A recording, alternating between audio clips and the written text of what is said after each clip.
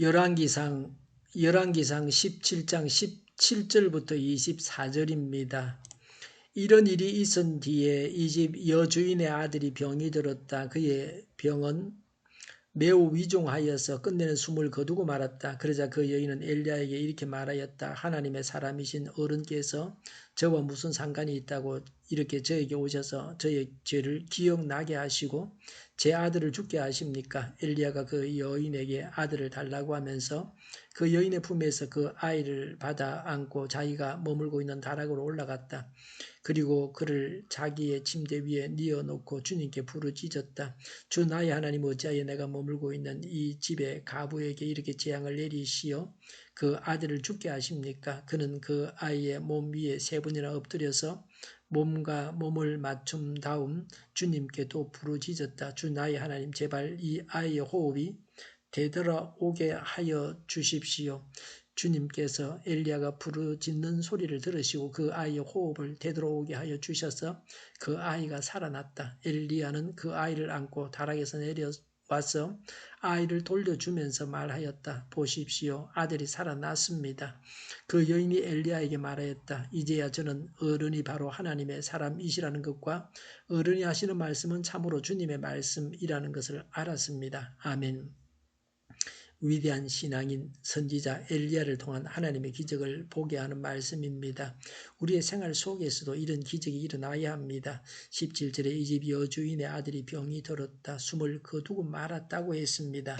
사르밧 가부는 아들과 둘이 살고 있었습니다. 남편이 없는데 자식마저 먼저 보내었습니다. 그 슬픔이 대단했을 것입니다. 엎친 데 덮친 격이었습니다. 18절에 하나님의 사람이신 어른께서 저와 무슨 상관이 있다고 이렇게 저에게 오셔서 저의 죄를 기억나게 하시고 제 아들을 죽게 하십니까? 라고 했습니다. 왜 내게 오셔서 재앙을 당하게 하십니까? 엘리야가 온 것과 관련을 짓고 있습니다. 이 가부에게 경건한 면이 있습니다. 그러나 하나님을 인간의 잘못을 벌하시는 분으로만 알고 있었습니다. 자신의 죄로 인해서 자기 아들이 죽었다고 생각했습니다. 죽음은 죄를 지은 결과로 오게 되었지만 이 경우는 그런 것은 아닙니다. 무서운 하나님으로 알고 있었습니다. 사르밧 가부는 아들이 죽는 불행 중에도 하나님 앞에서 죄를 짓지 않았습니다. 하나님을 욕하거나 하나님께 대들거나 반항하거나 하나님을 불신하지 않았습니다. 불행 중에도 그녀의 변함없는 신앙을 보여주고 있습니다. 19절에 머물고 있는 다락 자기의 침대 위에 뉘어놓고라고 했습니다. 우리나라는 다락이 천정이 낮고 비좁고 어두운 곳입니다. 가정에서 가장 신분이 낮은 사람이 기거하는 곳이 다락입니다. 그런데 그 나라에서는 다락이 가장 좋은 방입니다. 우리나라로 말하면 최고의 방, 안방과 같은 곳이 다락입니다. 그 지역은 날씨가 더워서 높은 곳이 바람이 잘 통하고 시원했습니다.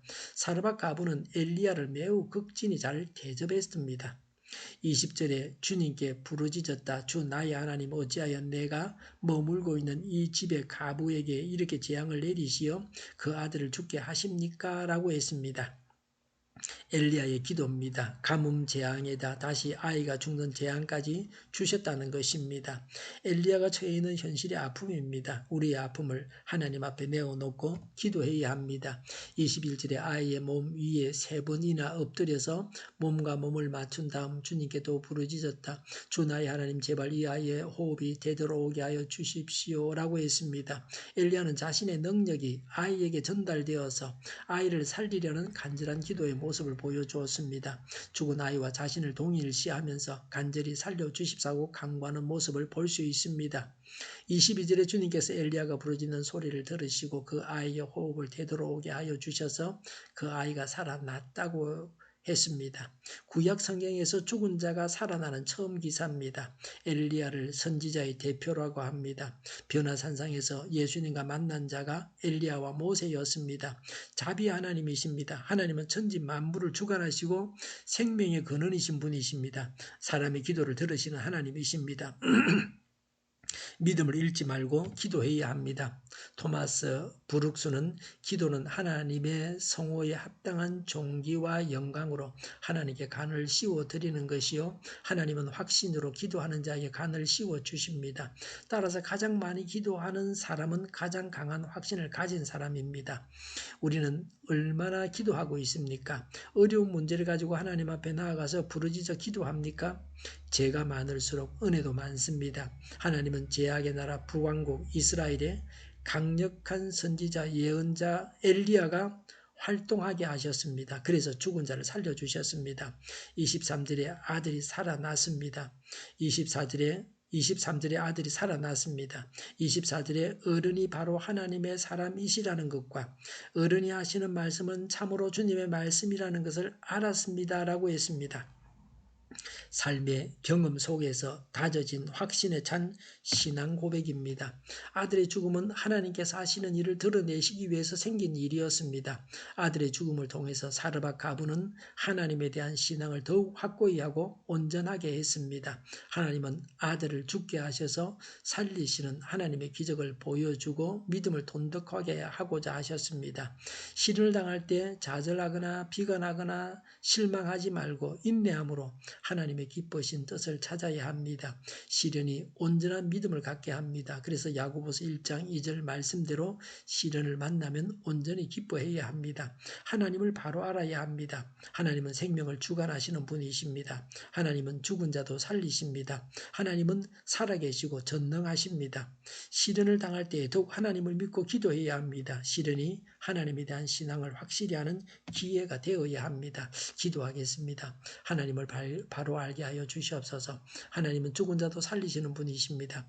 살아계시고 전능하신 하나님을 믿게 하옵소서. 시련을 당할 때 더욱 하나님을 믿고 기도하게 하여 주시옵소서. 시련이 하나님에 대한 신앙을 확실히 하는 기회가 되게 하여 주시옵소서. 오늘보다는 내일이 더 낫게 하여 주시옵소서. 교회가 분열되지 않고 하나 되게 하여 주시옵소서. 모든 언론이 제 역할을 다하게 하여 주시옵소서. 정의가 강물처럼 흘러가게 하여 주시옵소서. 코로나19가 물러가게 하시며 백신과 치료제가 나오게 하시며 갇힌 생활이 해결되어지게 하여 주시옵소서. 우리 동일교회가 만군은집하게 하여 주시옵소서. 예수 이름으로 명하노니 모든 병만은 물러가고 몸의 모든 부분들 온전하게 될지어다. 신의 기적을 베푸셔서 지금도 저희의 질병을 고쳐 주시옵소서. 코로나19로 신음하는 모든 자들을 고치시고 온전케 하여 주시옵소서. 저희와 교회와 이 나라의 민족을 불쌍히 여겨 주시옵소서. 하나님께서 기뻐하시는 나라가 되게 하여 주시옵소서. 오늘도 하나님 안에서 차고 넘치는 삶, 복된 삶을 살게 하여 주시옵소서. 감사와 찬양을 주님께 돌려드리며 예수님의 이름으로 기도하옵나이다. 아멘.